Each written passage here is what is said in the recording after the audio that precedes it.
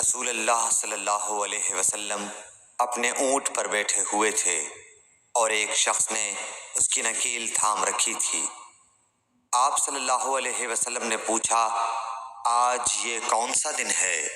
ہم خاموش رہے حتیٰ کہ ہم سمجھے کہ آج کے دن کا آپ کوئی دوسرا نام اس کے نام کے علاوہ تجویز فرمائیں گے۔ پھر آپ صلی اللہ علیہ وسلم نے فرمایا، کیا آج قربانی کا دن نہیں ہے؟ ہم نے عرض کیا، بے شک۔ اس کے بعد آپ صلی اللہ علیہ وسلم نے فرمایا، یہ کون سا مہینہ ہے؟ ہم اس پر بھی خاموش رہے اور یہی سمجھے کہ اس مہینے کا بھی آپ اس کے نام کے علاوہ کوئی دوسرا نام تجویز فرمائیں گے۔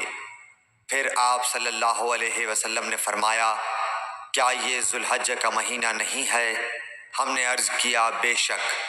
آپ صلی اللہ علیہ وسلم نے فرمایا، تو یقیناً تمہاری جانیں اور تمہارے مال اور تمہاری آبرو تمہارے درمیان اسی طرح حرام ہیں جس طرح آج کے دن کی حرمت تمہارے اس مہینے اور اس شہر میں ہے۔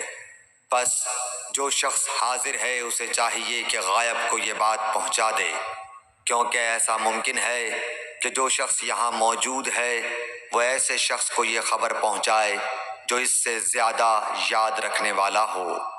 صحیح بخاری حدیث نمبر 67۔ رسول اللہ صلی اللہ علیہ وسلم نے ہمیں نصیحت فرمانے کے لیے کچھ دن مقرر کر دیے تھے، اس ڈر سے کہ کہیں ہم کبھی دخاطر نہ ہو جائیں۔ صحیح بخاری حدیث نمبر 68۔ آپ صلی اللہ علیہ وآلہ وسلم نے فرمایا، آسانی کرو اور سختی نہ کرو، اور خوش کرو اور نفرت نہ دلاؤ۔ صحیح بخاری حدیث نمبر 69۔ عبداللہ ابن مسعود ہر جمعرات کے دن لوگوں کو وعظ سنایا کرتے تھے۔ ایک آدمی نے ان سے کہا، اے ابو عبد الرحمن، میں چاہتا ہوں کہ تم ہمیں ہر روز وعظ سنایا کرو۔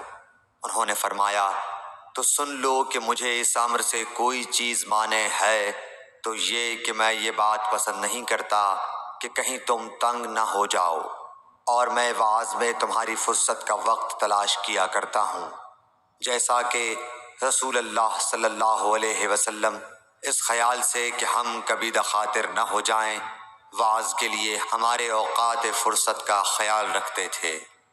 صحیح بخاری حدیث نمبر 70۔